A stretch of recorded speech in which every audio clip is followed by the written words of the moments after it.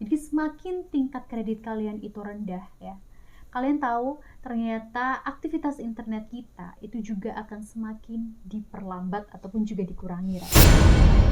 Halo assalamualaikum, welcome back to my video. Ketemu lagi sama aku Dia, and welcome to kamar 13.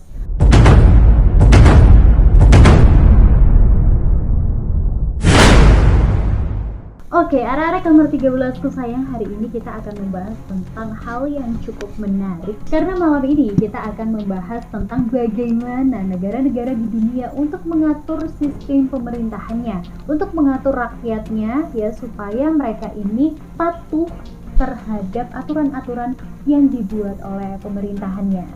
Yuk langsung aja kita bahas sistem sosial kredit yang ada di Cina.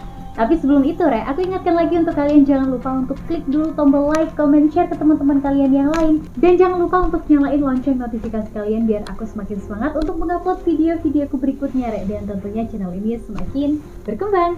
And well, check it out. Oke, jadi di sini aku bakal jelasin ke kalian semua apa itu sistem sosial kredit yang berlaku di Cina. Jadi, sistem sosial kredit yang berlaku di Cina ini adalah sebuah kebijakan dari pemerintahan Cina untuk mengontrol perilaku warganya yang ada di sana. Jadi, di sana itu ya, warga-warganya itu kayak dibuat sistem peringkat, sistem rating kayak gitu. Nah, di sana ya, kalian coba bayangin aja waktu kalian sekolah, inget kan? Kayak diberlakukan sistem poin. Nah, itulah sistem yang sedang berlaku di Cina. Jadi sistemnya juga sistem poin. Jadi kalau misalkan poinnya kita semakin banyak, semakin tinggi ya, itu dalam hal-hal kebaikan, otomatis peringkat kita juga semakin naik. Begitupun sebaliknya, andai kata ya, perilaku kita ataupun juga kelakuan kita ini kurang baik ya, kayak mencuri, mengkritik pemerintahan, ataupun juga melakukan kegiatan-kegiatan yang tindak kejahatan, itu otomatis sistem poin ataupun sistem kredit yang kita bakalan diturunin. Jadi, sosial kredit itu juga hampir-hampir mirip kayak gitu. Kalaupun kita itu berkelakuan baik ya, otomatis poin kita makin tinggi. Tapi kalau kita kelakuannya buruk ya, bejat ya, poinnya kita bakalan turun dan otomatis kita akan dikasih hukuman. Jadi, kenapa Cina itu memperlakukan yang namanya sistem kredit ini sendiri? Karena memang ada beberapa alasan sih ya. Alasan sebenarnya yang paling kuat adalah menurut pemerintahan Cina sendiri, sistem kredit seperti ini sangat dibutuhkan terutama untuk Cina yang memiliki populasinya yang luar biasa banyak ya. Warganya tuh banyak banget, sekitar 1,4 M gitu. Jadi otomatis pemerintahan tuh harus memperlakukan sistem seperti ini supaya orang-orang di sana itu bisa menjalankan aturan-aturan yang diberi oleh pemerintah. Di dalam perencanaan sosial kredit pada tahun 2014 sendiri, ada catatan yang bilang menjaga kepercayaan aja tidak cukup dihargai. Harga untuk menghancurkan kepercayaan sendiri juga lebih rendah.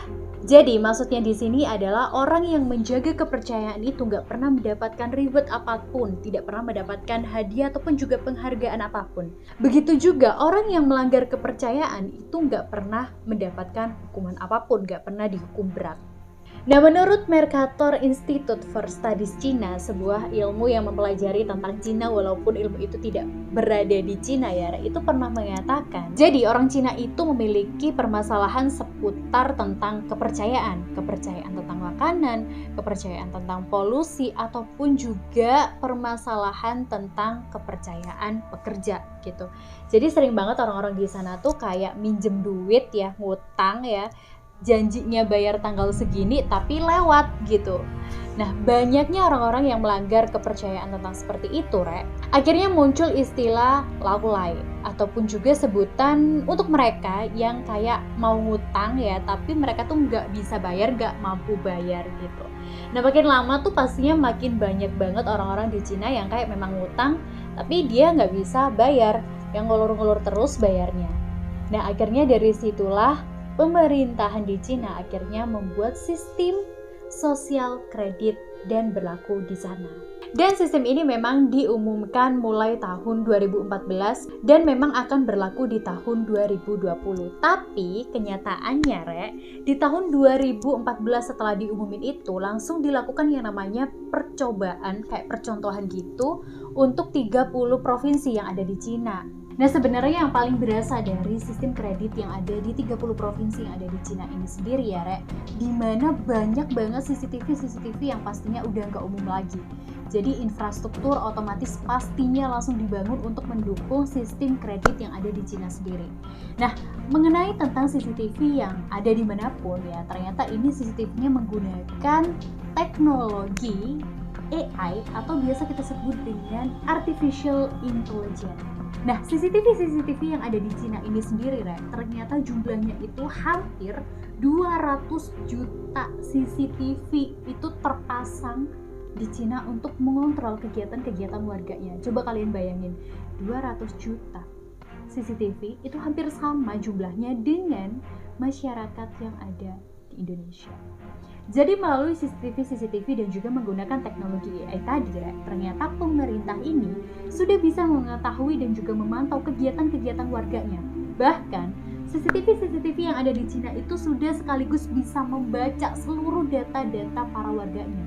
Mulai namanya siapa, tempat tinggalnya di mana, dia pernah memiliki riwayat kesehatannya seperti apa, riwayat dia pernah melakukan kejahatan atau enggak, bahkan jumlah tabungannya pun itu sudah bisa terbaca melalui CCTV itu.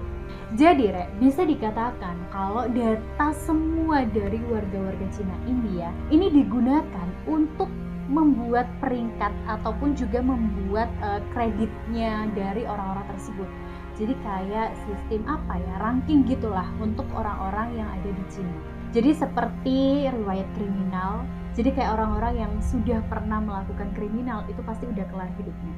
Terus kayak riwayat pekerjaan itu juga diberlakukan di sana. Jadi semakin kreditnya itu tinggi ya, ataupun juga poinnya itu tinggi dan juga semakin berprestasi, otomatis ya kalau misalkan mereka itu pengen mendaftar ataupun juga mendapatkan pekerjaan itu lebih mudah.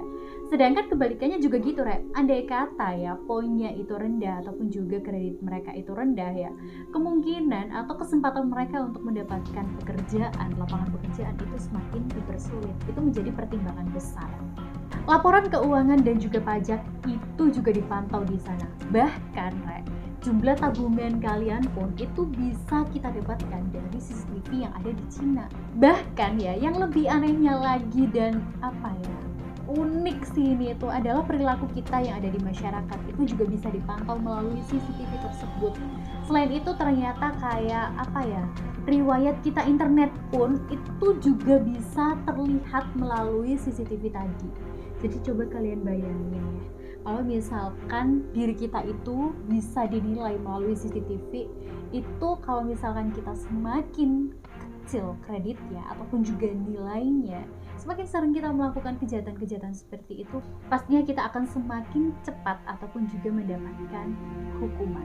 Pasti banyak kan dari kalian yang tanya, terus apa dia hukumannya buat mereka yang kalau misalkan poinnya tuh dikit ya, sistem kreditnya tuh rendah, tuh apa? Hukumannya cukup banyak sih, Rek. Mulai dari kita tuh nggak boleh beli properti, nggak boleh beli rumah, terus kita juga nggak boleh beli tiket pesawat, kita nggak boleh beli tiket kereta cepat kayak KRL kayak gitu. Dan menurut data ya dari tahun 2014 sendiri, sekitar 7,3 juta orang Cina yang ternyata dilarang untuk orang Cina yang naik pesawat. Dan ada sekitar beberapa juta orang ya yang memang dilarang naik KRL atau kereta cepat. Selain itu, untuk orang-orang Cina yang memiliki tingkat kreditnya itu jelek ya, dia tuh nggak boleh masuk hotel berbintang, terus anak-anaknya itu nggak bisa masuk sekolah-sekolah favorit ataupun juga kelas-kelas unggulan, bahkan jenjang karir dan juga pekerjaan mereka itu kayak dibatasin ya. Dia juga nggak boleh punya hewan peliharaan, terus nggak boleh ke restoran, bahkan ya kalian tahu nggak sih, kecepatan internet kalian itu juga dibatasi. Jadi semakin tingkat kredit kalian itu rendah ya, kalian tahu ternyata aktivitas internet kita itu juga akan semakin diperlambat ataupun juga dikurangi, Rek. Dan yang lebih parahnya lagi, Rek, ternyata nama kita, foto kita itu bakalan dipublikasikan untuk hukuman sanksi sosialnya, Rek. Kalian coba bayangin kalau misalkan wajah-wajah kita, nama-nama kita itu ada di platform kayak daftar orang-orang yang memiliki poin-poin terburuk dengan peringkat rendah. Aduh, gila, kalau beneran sistem kayak gini diberlakukan di Indonesia bisa kayak apa? Dan yang lebih ngeri lagi, ternyata kalau misalkan tingkat ataupun rating kita itu rendah ya, kalian tahu gak sih, ringtone di handphone kita itu tuh kayak berbunyi itu pun berbeda. Jadi kayak memperingatkan kalau siap-siap nih, tingkat rating ataupun juga kredit lo tuh makin rendah gitu. Jadi otomatis ringtone di handphone kita itu juga ada peringatannya. Ngeri kan? Tapi begitupun juga kalau misalkan rating kita itu bagus ya, kredit kita itu tinggi ya, kita juga mendapatkan yang namanya hadiah. Kita mendapatkan yang namanya banyak banget kemudahan. Jadi kayak kita bikin SIM itu dipermudah, terus kita juga dibantu cari kerja, terus andai kata kita ada tagihan-tagihan listrik, tagihan air, itu juga dapat diskon. Bahkan kalau misalkan kredit kita itu tinggi dan kita masih belum mendapatkan jodoh, itu tuh juga dibantu oleh pemerintah untuk mendapatkan jodoh, kalian tahu. Jadi kayak semacam situs-situs Tinder, tapi kita dapat jalur VVIP. Nah, ternyata rating-rating seperti ini tuh nggak berlaku untuk diri kita sendiri. Ternyata berlaku juga untuk keluarga kita ataupun juga orang-orang yang ada di sekitar kita. Contohnya aja gini ya, misalkan ada orang tua yang memiliki rating tinggi, anak-anaknya tuh bakalan dipermudah juga untuk mendapatkan sekolah-sekolah favorit, kelas-kelas unggulan. Begitu juga untuk para orang tua yang memang memiliki tingkat kredit ataupun nilai yang rendah ya, mereka tuh bisa sekolah aja udah alhamdulillah.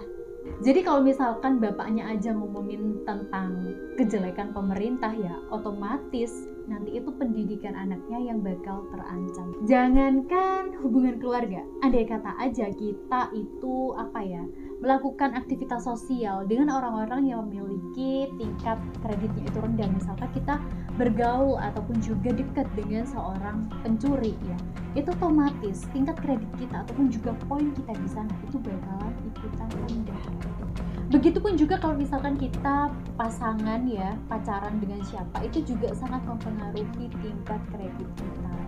Jadi sistem kredit yang ada di Cina ini sendiri ya, itu mulai kerasa kalau misalkan kalian itu melakukan pelanggaran yang memang berat banget, kayak mencuri, terus nggak bayar pajak, merampok. Kejahatan-kejahatan seperti itu otomatis bisa langsung menjatuhkan rating kalian. Bahkan yang namanya ngutang aja dan itu pun nggak bayar ataupun juga telat bayar, itu sangat mempengaruhi tingkat ataupun sistem kredit kalian. Mampus loh. Ayo, orang Indonesia yang banyak ngutang tapi dia gak bayar-bayar. Nah, kelar loh kalau misalkan kalian hidup ada di Cina. Tapi kalau misalkan kalian tidak melakukan hal seperti itu ya, otomatis hidupnya kita ya aman-aman aja. Kita gak bakalan merasa ketakutan. Bahkan ya, menurut orang-orang Cina yang memang memiliki rating yang bagus, rating yang baik, dia tidak pernah melakukan kejahatan apapun ya, dia merasa dengan sistem seperti ini itu kehidupannya sangat sangat aman banget lah. Sangat aman banget karena mereka juga lebih nyaman dengan kehidupan ataupun sistem pemerintahan seperti ini. Karena dengan seperti itu ya, orang-orang itu kayak lebih patuh terhadap semua aturan-aturan pemerintah. CCTV ada di mana-mana untuk mengontrol kegiatan ataupun juga aktivitas warganya. Jadi menurut kalian gimana tentang sistem kredit yang ada di Cina ini? Apakah kalian setuju kalau misalkan di Indonesia benar-benar melakukan sistem seperti yang ada di Cina? Langsung aja kalian tulis di kolom komentar ya, and see you next video. Bye-bye!